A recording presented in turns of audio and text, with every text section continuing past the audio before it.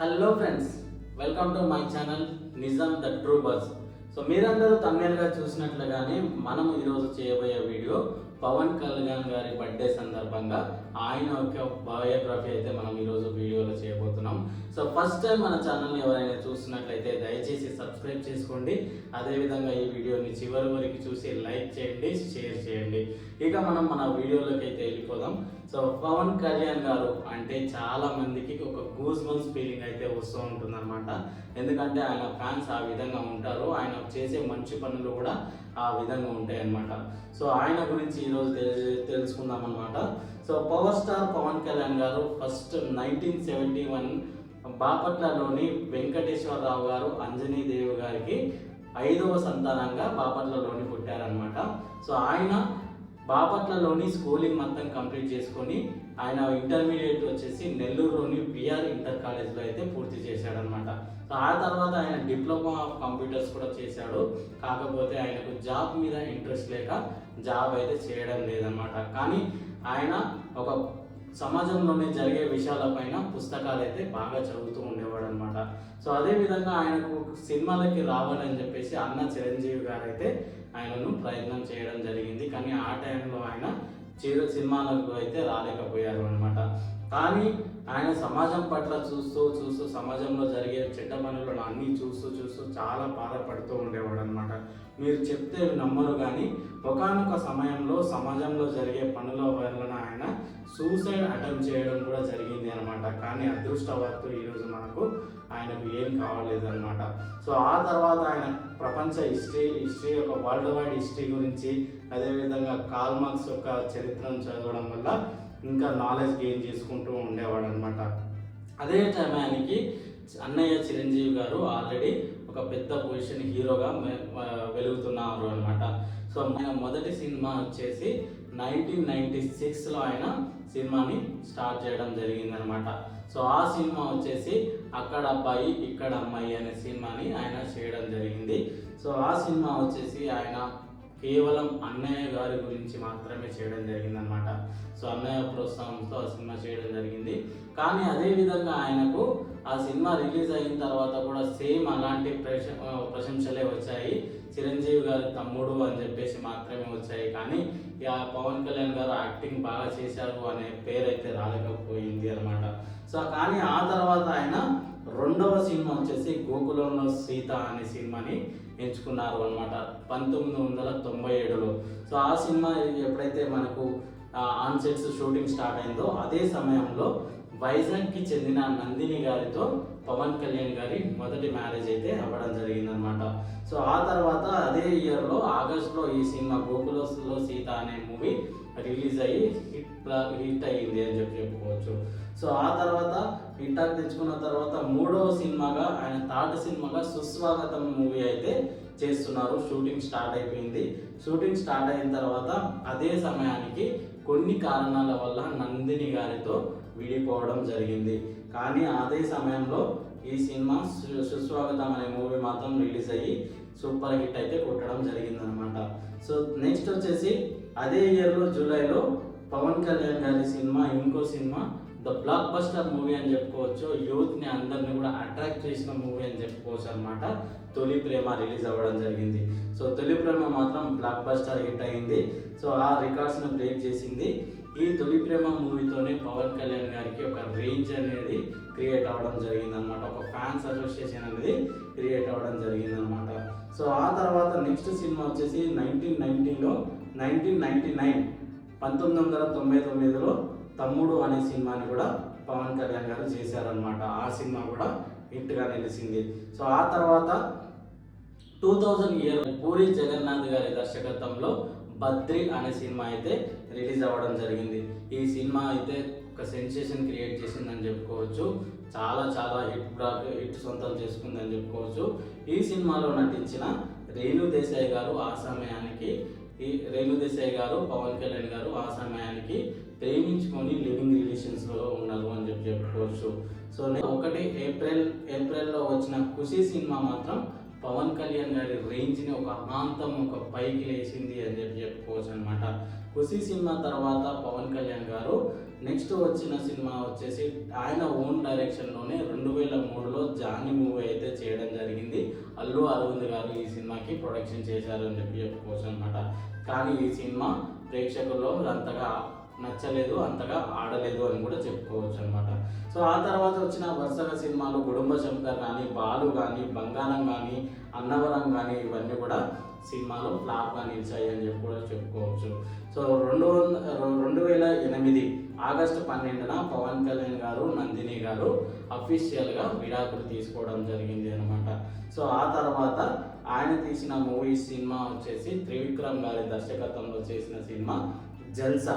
So ఈ జల్సా cinema వచ్చేసి ఫ్యాన్స్కి ఒక ఊరట అయితే కలిగించిందని అయితే చెప్పుకోవచ్చు అనమాట.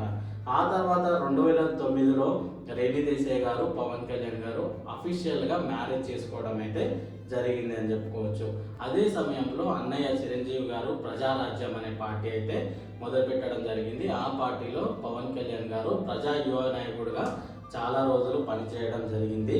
కానీ 2009లో ఎలక్షన్స్లో ప్రజారాజ్యం పార్టీ మాత్రం ఘోరంగా ఓడిపోవడం జరిగింది. ఇంకా సినిమా విషయాల్లోకి వస్తే 2010లో వచ్చిన పులి కానీ, 2011లో వచ్చిన తీన్మార్ కానీ, పంజా కానీ సినిమాలు కూడా ప్రేక్షకులను నిరాశపరిచాయని చెప్పుకోవచ్చు అనమాట. ఆ తర్వాత పవన్ కళ్యాణ్ గారు క్రేజ్ మాత్రం ఎక్కడా కూడా తగ్గలేదని చెప్పుకోవచ్చు. ఒక విషయం గమనించాల్సిన విషయం ఏంటంటే ఇన్ని సినిమాలు కూడా పవన్ కళ్యాణ్ గారికి ఫ్లాప్గా నిలుస్తున్నా కానీ ఆయన క్రేజ్ మాత్రం అంతకు ఇంతకు డబల్ అవ్వుకుంటూనే పెరుగుతూనే వస్తుంది అనమాట. అంటే పవన్ కళ్యాణ్ గారి ఫ్యాన్స్ వచ్చేసి ఆయన సినిమాలకు కాదు, ఆయన క్యారెక్టర్కి ఫ్యాన్స్గా ఆయనకు అవుతున్నారు అని చెప్పేసి క్లియర్గా చెప్పుకోవచ్చు అనమాట. సో నెక్స్ట్ ఆయన యాక్టింగ్ కంటే ఆయన క్యారెక్టర్కి అయితే చాలా ఇంపార్టెన్స్ ఇస్తున్నారు పవన్ కళ్యాణ్ గారికి. సో ఆ తర్వాత ఆయన 2012లో చేసిన పెద్ద మిస్టేక్ ఏం చెప్పుకోవచ్చు అనుకుంటే రేణు దేశాయ్ గారితో కూడా విడిపోవడం జరిగింది. 2013లో అన్నా లెజ్నోవా అనే ఒక ఫారెన్ అమ్మాయితో ఎర్రగడ్డలో రిజిస్టర్ మ్యారేజ్ అయితే చేసుకోవడం అయితే జరిగింది.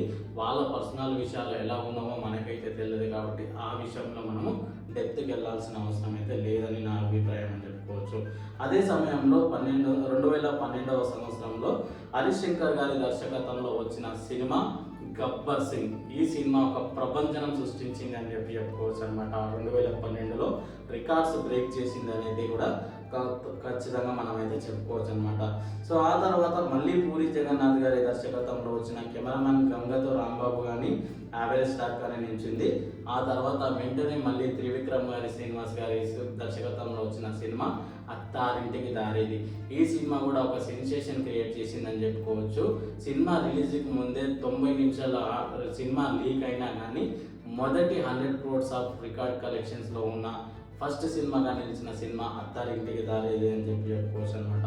సో అంత రికార్డ్స్ బ్రేక్ అయితే అత్తారింటికి దారి చేసింది అని చెప్పుకోవచ్చు.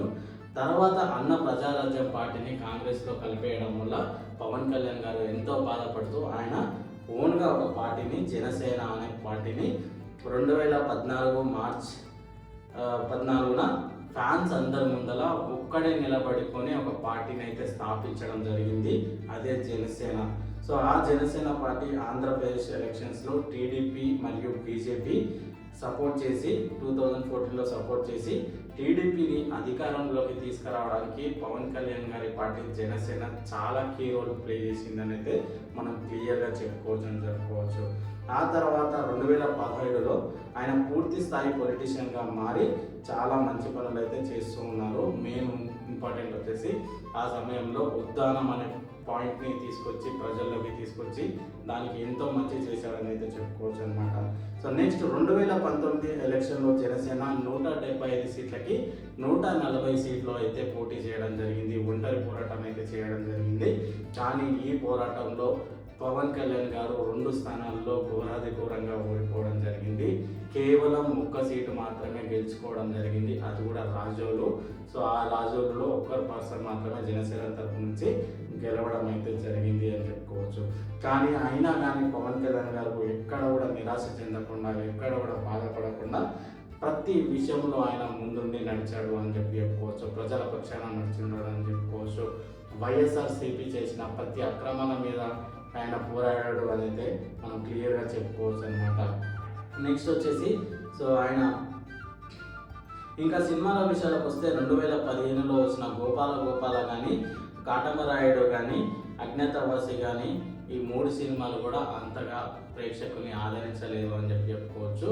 నెక్స్ట్ వచ్చేసి అజ్ఞాతవాసి అనే సినిమా పవన్ కళ్యాణ్ కెరియర్లోనే ఒక బిగ్గెస్ట్ డిజాస్టర్ అని చెప్పుకోవచ్చు. కానీ పవన్ కళ్యాణ్ గారి రేంజ్ కాబట్టి ఆ సినిమా వసూలు అయితే బాగానే సంపాదించింది అయితే చెప్పుకోవచ్చు. ఇక ఫిబ్రవరి 2022లో వచ్చిన భీమ్లా నాయక్ సినిమా అయితే చాలా బాగుంది అని చెప్పుకోవచ్చు. అంతకు ముందు వచ్చిన వకీల్ సాబ్ మూవీ కూడా చాలా బాగుంది అని చెప్పుకోవచ్చు. ఆ తర్వాత అల్లుడు సాయి ధర్మ తేజ్తో పాటుగా బ్రో మూవీలో కూడా యాక్ట్ చేసి అలరించారని అయితే మనం చెప్పుకోవచ్చు. ఇంకా 2024 ఎలక్షన్లోకి వివరాలకు వస్తే పవన్ కళ్యాణ్ గారు ప్రచారం అయితే ఒక సెన్సేషన్ అని క్రియేట్ చేసుకోవచ్చు.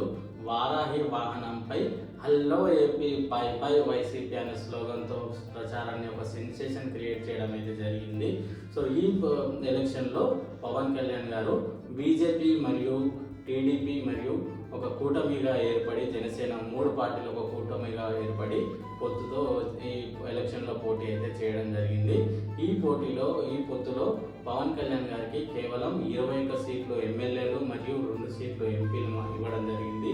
దీనిపై కూడా వైసీపీ నాయకులు చాలా దుష్ప్రచారం అయితే చేయడం జరిగింది. కానీ పవన్ కళ్యాణ్ గారు మాత్రం ఎక్కడ ఆవేశపడకుండా ఆలోచిస్తూ అడుగులు వేశాడని అయితే చెప్పుకోవచ్చు అనమాట. సో ఆయన పిఠాపురం అనే ఒక ఈ నియోజకవర్గం నుంచి ఎమ్మెల్యేగా బరిలోకి దిగారు అని చెప్పుకోవచ్చు. సో ఆయన ఆ నియోజకవర్గంలో వర్క్ చేస్తున్నారు కాబట్టి, అంటే మా ఎమ్మెల్యేగా కంటెస్ట్ చేస్తున్నారు కాబట్టి పిఠాపురం అనే విలేజ్ నేమ్ దేశం మొత్తం మారుమోగింది అని కూడా చెప్పుకోవచ్చు అనమాట. కనీసం 1,00,000 మంది జనాలతో ఆయన నామినేషన్ అయితే వేయడం జరిగింది అనమాట. సో ఎలక్షన్లు వచ్చేసి పిఠాపురం ఆంధ్రప్రదేశ్ యొక్క ఎలక్షన్ వచ్చేసి మే 13, 2024 ఒక ఓటింగ్ అయితే జరిగింది అని చెప్పుకోవచ్చు. నెక్స్ట్ ఎలక్షన్ యొక్క రిజల్ట్ వచ్చేసి జూన్ 4, 2024 ఎలక్షన్ యొక్క రిజల్ట్స్ అయితే రావడం జరిగింది. సో ఈ రిజల్ట్స్లో జనసేన పార్టీ మాత్రం ప్రభంజనం సృష్టించింది అని అయితే చెప్పుకోవచ్చు. 21కి 21 ఎమ్మెల్యేలు, 2 ఎంపీలకు 2 ఎంపీలు కొట్టేసి 100% స్ట్రైక్ రేట్తో ఇండియాలోనే మొదటి పార్టీగా నిలిచింది జనసేన పార్టీ అనేది మనమైతే చెప్పుకోవచ్చు. అసెంబ్లీ గేటు కూడా తాకనివ్వమని అన్నారు, కానీ 100% స్ట్రైక్ రేట్తో పిఠాపురం నుంచి అసెంబ్లీకి పవన్ కళ్యాణ్ గారు అయితే వెళ్ళడం జరిగింది అని చెప్పుకోవచ్చు. జూన్ 9, 2024 రోజు పవన్ కళ్యాణ్ గారు రాష్ట్ర మంత్రిగా, ఆంధ్రప్రదేశ్ రాష్ట్ర మంత్రిగా ప్రమాణ స్వీకారం అయితే చేయడం జరిగింది అని చెప్పుకోవచ్చు. ఆ తర్వాత కొన్ని రోజులకు ఆయన ఆంధ్రప్రదేశ్ డిప్యూటీ సీఎంగా బాధ్యతలు తీసుకొని ఈరోజు ఆంధ్రప్రదేశ్ ప్రజలని పరిపాలన చేయడంలో ముఖ్య పాత్ర పోషిస్తున్నాడు అని అయితే మనమైతే చెప్పుకోవచ్చు.